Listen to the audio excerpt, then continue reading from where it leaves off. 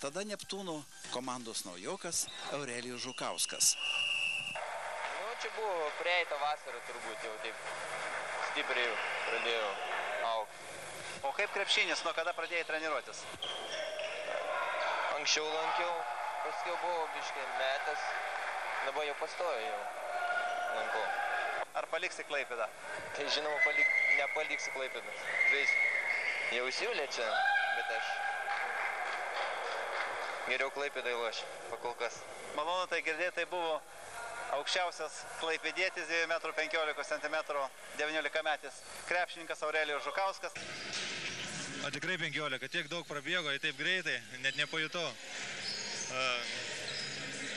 Aišku, tikiuosi ne paskutinį dabar interviu duodu, toj salėje gal dar susimatysim ne vieną kartą. Aišku, laikas prabėgo greitai ir visada malonu man grįžti į Klaipėdą ir šitą salę ypač, kur praėjo gal pirmi žingsniai krepšinio ir tas visas